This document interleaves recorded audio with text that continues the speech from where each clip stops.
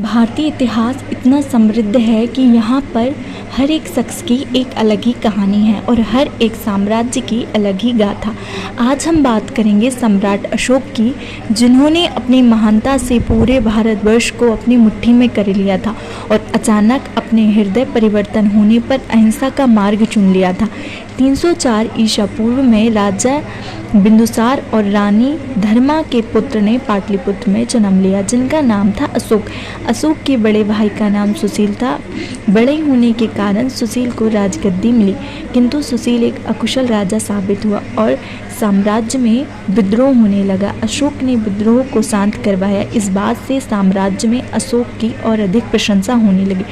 इस बात से सुशील को डर सताने लगा कि कहीं राजगद्दी अशोक के हाथों में न चली जाए और भयभीत होकर सुशील ने अपने पिता सम्राट बिंदुसार को कहा कि अशोक को निर्वास में भेज दिया जाए। इसी निर्वास का पालन करते हुए अशोक कलिंग चले गए।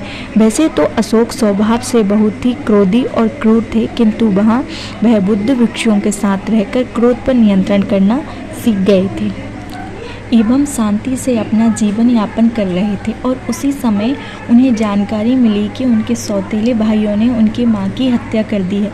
इस बात को सुनकर अशोक की शांति व मौन का जवाब दिया। क्रोध से भरे अशोक ने अपने 99 सौतेले भाइयों की हत्या कर दी।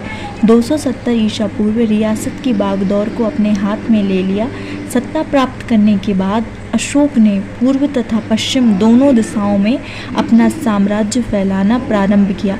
8 ही वर्षों में आधुनिक असम से ईरान की सीमा तक अपना साम्राज्य विस्तृत कर लिया और बन गया भारत का इकलौता चक्रवर्ती सम्राट। किंतु कलिंग राज किसी कलंक की तरह लगा हुआ एक दाग था।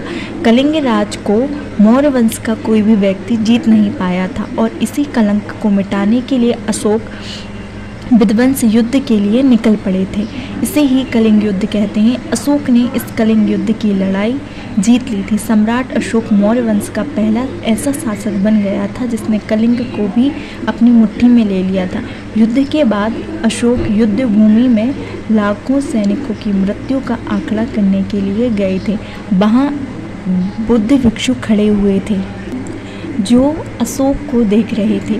जैसे ही अशोक उस बुद्ध भिक्षु के पास गए, उस बुद्ध भिक्षु ने अशोक की प्रशंसा करना प्रारंभ कर दिया और कहा कि आप तो इतने बड़े सम्राट हैं जिसने अपने सामने बड़े बड़े साम्राज्यों को झुका दिया है।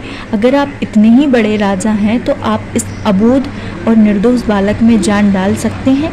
इतना कहते ही उस भिक्षु ने बोलना बंद कर दिया और वह राजा अशोक की ओर देखने लगे।